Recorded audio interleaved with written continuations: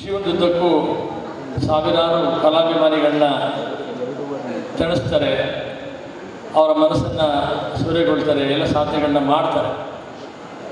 ಆ ಕಲಾವಿದರುಗಳಿಗೆ ಗುರುತಿಸ್ತಕ್ಕಂಥ ಕೆಲಸಗಳು ಆಗಬೇಕಾಗಿದೆ.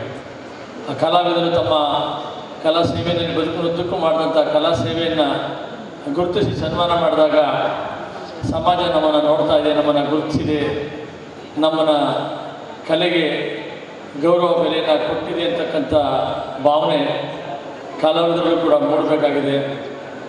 ಆ ಮುಖಾಂತರ ಅವರು ಇನ್ನು ಹೆಚ್ಚು ಹೆಚ್ಚು ಸಮಾಜಕ್ಕೆ ಸೇವೆಯನ್ನು ಸಲ್ಲಿಸ್ತಕ್ಕಂಥ ಕೆಲಸ ಆಗ್ತದೆ.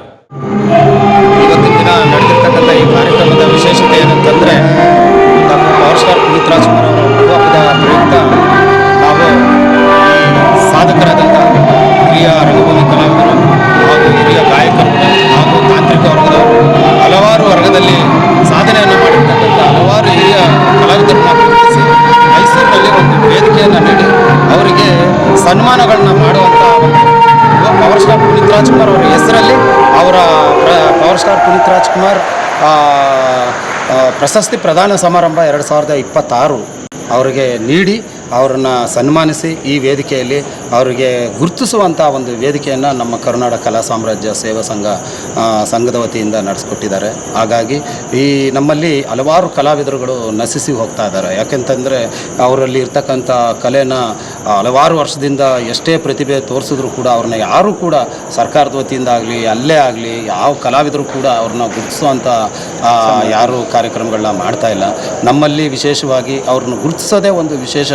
ಹಾಗಾಗಿ ಅವ್ರನ್ನ ಹಲವಾರು ಕಲಾವಿದರುಗಳನ್ನ ನಾವು ಒಂದೊಂದು ಕಾರ್ಯಕ್ರಮದಲ್ಲಿ ಒಂದೊಂದು, ಇದು ಸೀಸನ್ 2 ನಮಗೆ ಲಾಸ್ಟ್ ಟೈಮ್ ಮಾಡಿರ್ತಕ್ಕಂಥ ಸೀಸನ್ 1ನಲ್ಲೂ ಕೂಡ 5 ಜನನ ಗುರುತಿಸಿ ನಾವು ವೇದಿಕೆ ಮೇಲೆ ಅವರಿಗೆ ಒಂದು ಕರ್ನಾಟಕ ಕಲಾವಿದರ ಸಂಘದ ವತಿಯಿಂದ ನಾವು ಕಲಾರತ್ನ ಸೇವಾ ಪ್ರಶಸ್ತಿಯನ್ನು ಕೊಟ್ಟಿದ್ದೀವಿ. ಈಗ ಪವರ್ ಸ್ಟಾರ್ ಪುನೀತ್ ರಾಜ್ಕುಮಾರ್ ಅವರ ಹುಟ್ಟುಹಬ್ಬದ ಪ್ರಯುಕ್ತ ನಾವು ಪವರ್ ಸ್ಟಾರ್ ಪುನೀತ್ ರಾಜ್ಕುಮಾರ್ ಅವರ ಪ್ರಶಸ್ತಿ ಪ್ರದಾನ ಸಮಾರಂಭವನ್ನು ನಾವು ಈಗ ಹಲವಾರು ಗಣ್ಯರಿಗೆ ನಾವು ಸಾಧಕರಿಗೆ ನಾವು ಈ ಒಂದು ವೇದಿಕೆ ಮೇಲೆ ನಾವು ನೀಡಿದ್ದೀವಿ.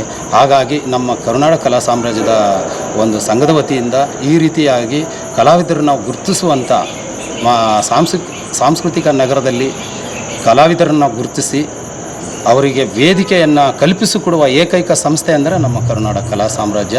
ಹಾಗಾಗಿ ನಮ್ಮ ಸಂಘದ ವತಿಯಿಂದ ಇದೇ ರೀತಿ ಹಲವಾರು ಕಾರ್ಯಕ್ರಮಗಳನ್ನ ನಡೆಸುತ್ತಾ ಅವರನ್ನು ಗುರುತಿಸುವಂಥ ಹಲವಾರು ಕಲಾವಿದರನ್ನ ಗುರುತಿಸಿ ಅವರಿಗೆ ಒಂದು ವೇದಿಕೆಯನ್ನು ರೂಪಿಸುವಂಥ ಕೆಲಸವನ್ನು ನಮ್ಮ ಸಂಘ ಮಾಡ್ತಾಯಿದೆ ಸರ್.